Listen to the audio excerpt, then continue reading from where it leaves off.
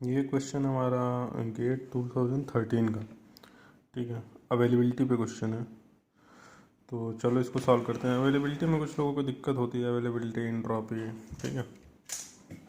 तो क्या कह रहा है क्वेश्चन कि the pressure, temperature and velocity of air flowing in a pipe are 5 bar, 500 Kelvin and 50 meter per second respectively.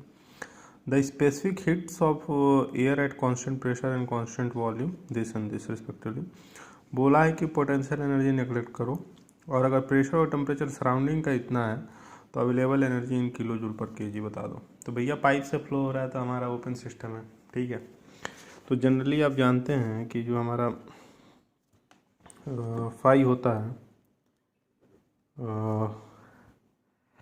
Open system और close system के लिए, क्या होता है, तो ये होता है हमारा क्लोज सिस्टम के लिए, ठीक है। ये हमारा 5 होता है, ठीक है। ओपन सिस्टम के लिए क्या होता है H-T0s। इसमें पीवी टर्म नहीं होता है ना ओपन सिस्टम में, क्योंकि कोई बाउंड्री वर्क नहीं होता है ओपन सिस्टम में, ठीक है। और इसमें चीज़ें और भी होती हैं। ये क्या होता है C1 स्क्वायर, सी हमने यहाँ पे वेलोसिटी माना है, ठीक है। C²/2 और GZ1, ठीक है। ये दोनों टर्म भी आते हैं अगर क्वेश्चन में दिया होता है। नहीं तो जनरली ये वाला फॉर्मूला हम लोग जो निकालते हैं H-T0s, उसमें काइनेटिक एनर्जी और पोटेंशियल एनर्जी चेंज 0 मान के निकालते हैं, ठीक है।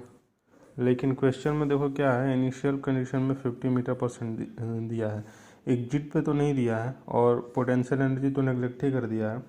तो यहाँ पे ये चीज़ तो हम लोग नेगलेक्ट कर देंगे, लेकिन इंट्री कंडीशन के लिए ये लेंगे, C1 लेंगे लेकिन C2 नहीं लेंगे, ठीक है। इतना समझ गया। चलो, तो अवेलेबिलिटी मान लो अगर हमको लिखना है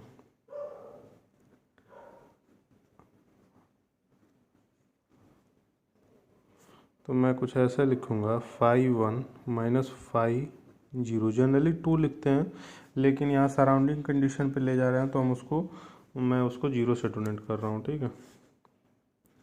तो ये क्या हो जाएगा H1 माइनस, पहले इसी तरह लिखने दो, बाद में इसको हम लोग तोड़ देंगे, T0S1, ठीक है, minus H2 minus T0S2 plus C1 स्क्वायर/2000। इसको 2000 से डिवाइड कर दिए, बाई 1000 से डिवाइड कर दिया हूँ क्योंकि ये किलो जूल पर केजी में आ जाए, ठीक है। चलो सिंप्लीफाई कर लो, H1 minus T0S1 minus H2 plus T0S2, ठीक है। ये T0S2 की जगह हमने O लिया है ना सराउंडिंग कंडीशन के लिए, ठीक है। सॉरी, इसके लिए यहाँ पे आउटर पे, ठीक है। फिर ये क्या हो गया C1 स्क्वायर/2000, ठीक है। तो ये क्या हो गया H1 minus H0, H1 minus H0 ले लिए, प्लस ये प्लस T0 कॉमन ले लिए, ठीक है। इन दोनों में से T0 कॉमन ले लिया और S0 माइनस S1 कर लिए, प्लस C1 स्क्वायर/2000 कर लिया। तो यहाँ से हम लोग ये निकाल लेते हैं पहले, ठीक है। तो S0 माइनस S1 दिया है, हम लोग S1 माइनस S0 निकालते हैं, ठीक। S1 माइनस S0 निकाल लेते हैं। इसके लिए फॉर्मूला क्या होगा, CP log T1/T0। अगर आपको वो रटा हुआ वो फॉर्मूला, ये एयर है ना, एयर के लिए ideal gas, H2 minus S1 वाला रटा हो तो आप उससे लगा सकते हैं कि CP log T2/T1, ठीक है। पहले ये आता है ना T2/T1, तो उसी तरह T1/T0। अब समझ जाएंगे आप आगे, R log P1/P0, ठीक है। तो CP की वैल्यू यहाँ पे दी हुई है 1.005, ठीक है। और log T1 हमारा कितना है 500, ये है 300, माइनस 0.287 log P1 कितना है 5 और सराउंडिंग कंडीशन है 1। इसको कैलकुलेट कर लो, log 5 इंटू 0.287, ठीक है। तो ये आ गया -0.4619 और उसकी वैल्यू क्या है, log 5/3 हो जाएगा ना, 0 0 कट जाएगा, इंटू 1.005। इसकी वैल्यू आ गई 0.5133 माइनस कर दो 0.4619।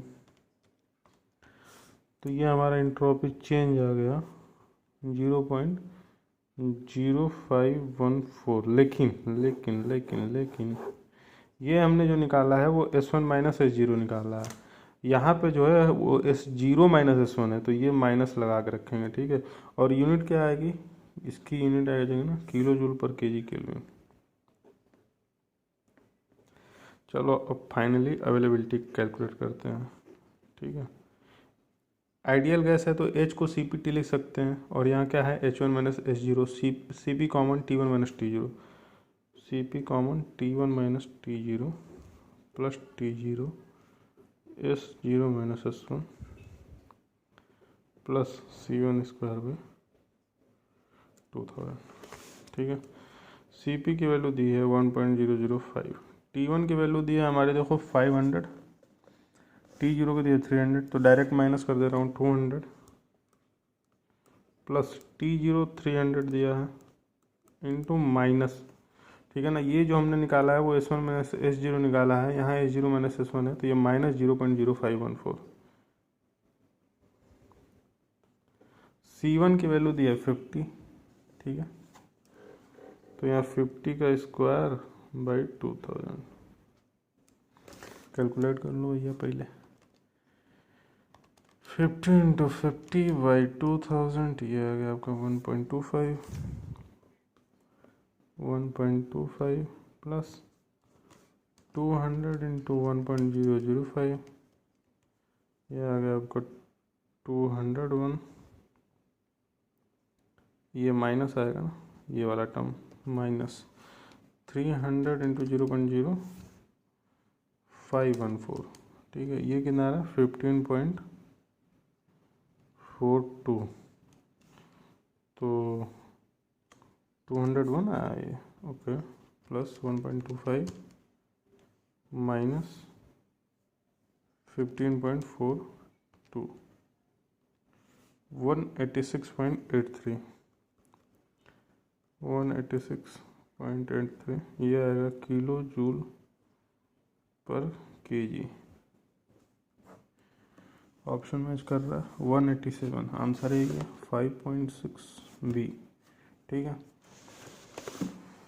तो अगर आपको और कोई डाउट हो किसी क्वेश्चन में अवेलेबिलिटी का, चाहे वो पूरा पीके नाग हो, ठीक है, पीके नाग का आपका थर्मो कोई भी क्वेश्चन अगर आपको डाउट हो तो अपना बुक का एडिशन बता दीजिए कि कौन से एडिशन से आप बता रहे हैं और कौन सा क्वेश्चन नंबर है, तो उसको मैं अवेलेबिलिटी पे, प्योर सब्सटेंस पे, एंट्रोपी पे, फर्स्ट लॉ ऑफ थर्मोडायनेमिक्स, ठीक है, स्टडी फ्लो एनर्जी क्वेश्चन, जिस भी क्वेश्चन में आप दिक्कत आ रही है वो आप नीचे कमेंट कर सकते हैं। और अब मैं नेक्स्ट यानी कि कल से इंडस्ट्रियल के भी कुछ क्वेश्चन सॉल्व करना स्टार्ट करूँगा, जैसे कि कुछ लोगों को प्रॉब्लम होती है सिंप्लेक्स पे, थ्योरेटिकल क्वेश्चन हो या न्यूमेरिकल हो, ट्रांसपोर्टेशन वगैरह, तो ये मैं कल से सॉल्व करूँगा, ठीक है। और जिस भी क्वेश्चन में आपको दिक्कत हो कमेंट कर सकते हो, या कोई कॉन्सेप्ट हो जो आपको ना समझ में आया हो, अभी फ़िलहाल के लिए इंडस्ट्रियल एंड थर्मो, ठीक है। इस महीने में इन दोनों सब्जेक्ट को कवर करेंगे, और नेक्स्ट मंथ मीन्स जून से हम लोग कवर करेंगे FM, HMT, सोम, ठीक है। तो धीरे धीरे करके एक एक सब्जेक्ट हम लोग प्रैक्टिस करेंगे। चलिए, थैंक यू।